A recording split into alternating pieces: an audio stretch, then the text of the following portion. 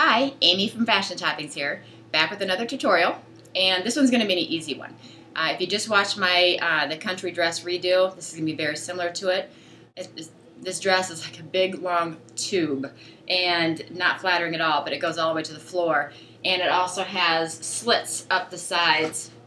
You can't really see, but it's got slits up the sides. I'm going to take in the sides and I'm going to shorten the length and show you that this can give this drab tube looking dress an entire new look, and it's going to be very easy. It's just a couple steps, so let's go ahead and get started. First thing I did is I turned my garment inside out. You always want to work on a garment when it's inside out, but I went ahead and to make it less look like a straight tube dress, I just took in at the hips so I can get the hourglass shape.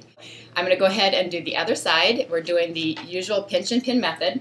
Keeping into account, as you know, I use my thumbs for all my measurements. It's not very accurate, so you can use a seam measure, and you can use one of these. They're very helpful. You can use those to measure how far you went in, and then do it to the other side. I kind of cheat. I use my thumb, and so I know from the tip of my nail to the start of my knuckle, that's how far I'm going to go in. So now I'm going to pinch and pin on the other side, the same distance, and pin to keep it even. Now this is a stretch material. I haven't done a stretch material yet as far as tutorials, but I've worked on it before. So I will be using a zigzag stitch when I put my final stitch in. So I'm going to go right now and I'm going to pinch and pin the same distance on this side as I just did on this side, and then I'll be back. I have now done it to both sides, and just for accuracy's sake, I know I use my thumbs, I did check. I went in 1 inch on both sides for the pinching to make the hourglass effect. And as you can see, I curved out, back out to the start of the armhole. So it's an arch right here, so that I'm not changing my armhole at all. So I've done the pinning. Now the next step is to take it off the dress form and try it on. Make sure that your adjustments are the way that you want them, and then we'll do the next step. Okay. Now I've tried on the dress, and I did have to go in just a little bit farther because I'm always so conservative when I'm doing the pinning that, you know, when I'm trying it on, sometimes I was a little too conservative. So I did take it in just a little bit more. As you can see, I definitely am getting the hourglass look now. Okay, so now what I'm going to do, most of you, I usually just, I do my basting stitch next, but I do it right over my pins. But to show you another way that you can do it is take your tailor's chalk, which I've talked about before, and just make a mark. And it's nice and visible when you're using a black material like this. I'm just making a mark all the way down my pins, just in case, because this material is so slippery, my pins keep falling out because it is a very stretchy and it's very thin. So I'm going to move it up so you can see it. Okay, you can see the faint line that I'm making right along my pins. As you can see that? So I marked with my chalk all the way down my pins, but if you do it on the back or front, you have to do it on the back as well. So I'm going to trace my chalk right along the pin line.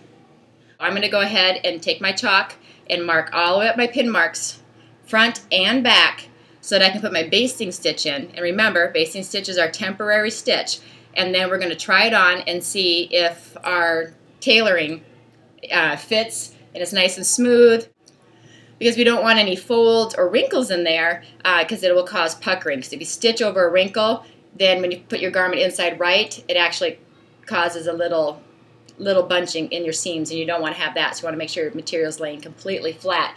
And then when you get the basting stitch in, that also helps it stay completely flat for when you put your permanent stitches in. So let's go ahead and put the basting, take it off your dress form, or if you're wearing it, take it off, and put it on your machine. Let's put a basting stitch down both sides, right along our chalk line. And then let's try it on and see how it fits.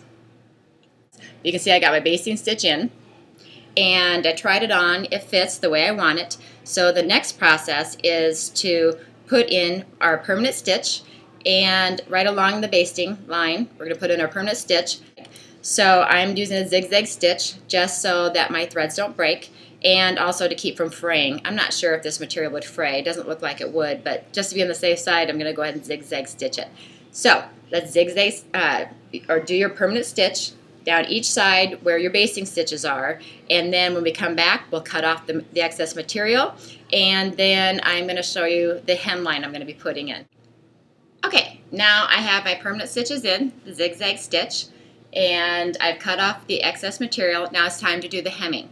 Now, as you remember from my last video, if you saw my last video, I always start with the lowest number down, and I measure from the dress's neckline, which this neckline and this neckline is just about the same when I tried it on. So I'm going to measure from this down the front of my body, down to the length that I want my new hem to be, and then I add 1 inch for hem allowance. Last time I forgot to tell you that. But you add 1 inch in for a hem allowance. So I'm going to put the tape measure where my dress would normally fall, and then let it hang down to the distance that I want my dress to be. And mine is going to be 28 inches. And then I'm going to add 1 inch for hem allowance. So that's what I'm going to do next. I'm going to lay my fabric out, inside out. I'm going to lay it out on the ground. I'm going to measure down 29 inches and cut straight across. If you need to use a ruler to have a straight line, that's great. Or you can use your tailor's chalk to draw a straight line across. But let's take off the length, and then we'll come back and we'll put the hem in, and then we're done. That was quick.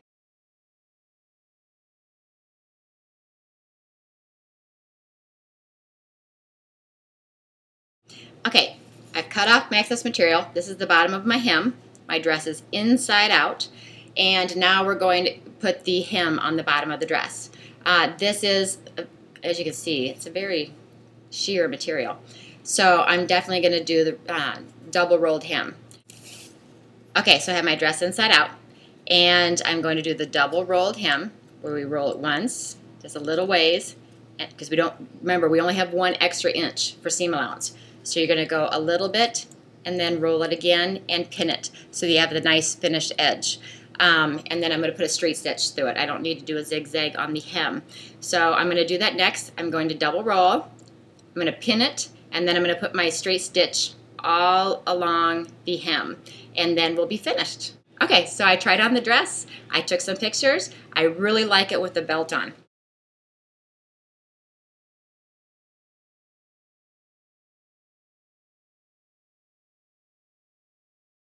So I hope I inspire you to go into your closet, get out that old sewing machine if you've got one, and pick out some clothes that you don't think you're going to wear again, and try to make something new out of them. You know, if you're not wearing them anyway, may as well refashion them into something that you can wear. So I hope you have fun. I hope I inspired you, and get out those sewing machines.